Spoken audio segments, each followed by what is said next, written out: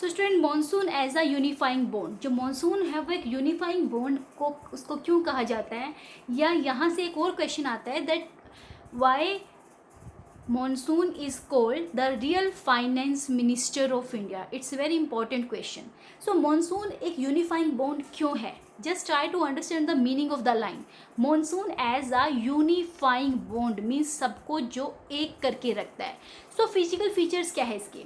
It helps in the monsoonal type of climate, ये India के अंदर मानसून टाइप ऑफ क्लाइमेट को लाने में हेल्प करता है, ठीक है, जिसकी वजह से क्या होता है, एक जो रिदमेटिक साइकिल होता है ना सीजन्स का, वो कंटिन्यू रहता है. देखिए, जैसे ही मानसून आया, मानसून के साथ साथ क्या होता है, जब मानसून आएगा तो वहाँ पे क्या होता है, हर एक साइड में आपको ग्रीनरी मिलेगी, फ्रेशनेस मिलती है, ठीक है. और मानसून के टाइम को ही हर एक पर्सन वेट करता है मानसून के सीज़न का, बिकॉज इस टाइम पे जो स्कॉर्चिंग हीट होती है, जो समर सीज़न होता है, उससे हमें रिलीफ मिलती है थोड़ी सी, ठीक है, क्योंकि रेनी सीज़न स्टार्ट हो जाता है, रेनफॉल आनी स्टार्ट होती है, कूल ब्रीज चलने लगती हैं. दैट्स वाई इस टाइम पे लोगों को रिलीफ मिलता है. And the most important thing is farmers बहुत ईगरली वेट करते हैं वो मॉनसून का, बिकॉज उनकी जो एग्रीकल्चर है वो किस पे डिपेंड करती है, मॉनसून पे डिपेंड करती है.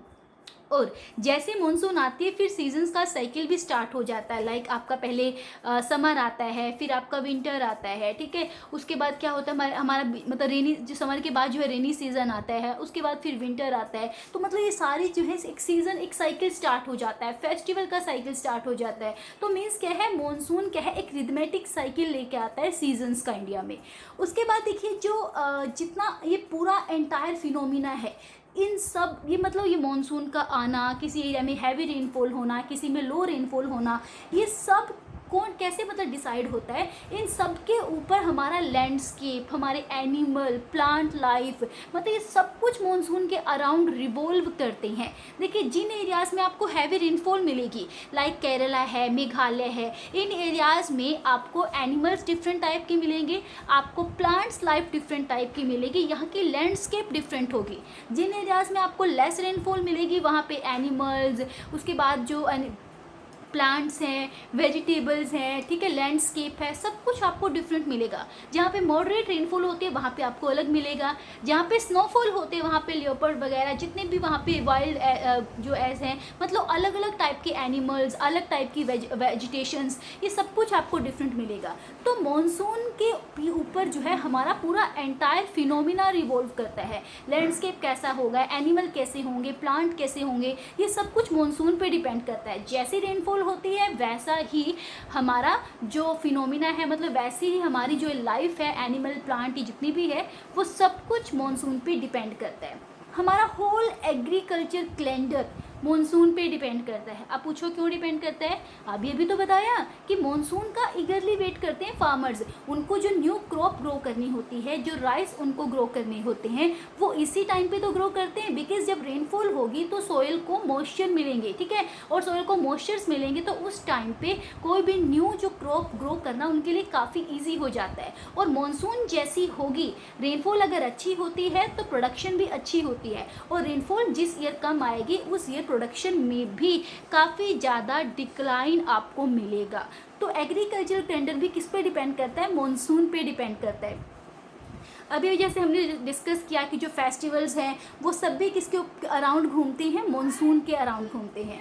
हमारी जो पूरी कंट्री है वो मॉनसून का वेट करती है, ठीक है, और मॉनसून की वजह से ही रिवर्स को वाटर मिलता है, मॉनसून की वजह से पॉन्ड्स में, टैंक्स में वाटर आता है, मॉनसून की वजह से, रेनफॉल की वजह से हमारा अंडरग्राउंड वाटर का जो लेवल है वो रिचार्ज होता है, हमारे सोइल के अंदर मॉइस्चर्स आते हैं, हमारा जो मतलब एक पूरा एक जो लाइफ है, ये जो पूरा हमारा एटमॉस्फेयर है, उसमें एक जो न्यू लाइफ डालता है ना, वो मॉनसून ही है. That's why monsoon is rightly said as a unifying bond. ठीक है, मॉनसून सबको एक करके रखता है, सबको जोड़ के रखता है.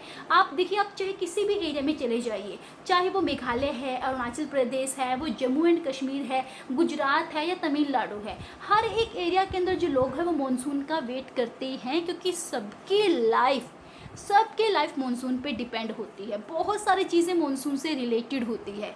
So it is rightly said that monsoon is act like as a unifying bond, and it is also said that monsoon is real finance minister of India. Real finance minister क्यों है? क्योंकि इंडिया की जो economy है वो बहुत हद तक monsoon पे डिपेंड करती है. हमारी एग्रीकल्चर मानसून पे डिपेंड करती है, हमारी एनिमल्स, हमारे प्लांट्स, वो सब मानसून पे डिपेंड करते हैं. तो this is your homework question also. You will write your own experience, your own views, that how can you said that monsoon is the real finance minister of India, and along with this question you will do your NCERT back exercise questions also, and in our revision assignment I will send you some extra very short and short questions, and you have to write down in your notebooks. Otherwise you have to save your assignments in your notebooks as a printed form, hard copies. You will save that and keep those with you. So student, finally this chapter is over, and I hope आपको chapter, आपको contents, topic सब अच्छे से clear हो गया होगा, आपको map points अच्छे से क्लियर हो गए होंगे. होपफुली मैं बोल सकती हूँ that now you know about the climate. Now you know that when will be there is rainfall, then you will know the reason about that why is this time is a rainy season. अब ये rainfall क्यों हो रही है, अब जो winds चल रही है वो क्यों चल रही हैं, अब विंटर सीज़न है तो वो क्यों है.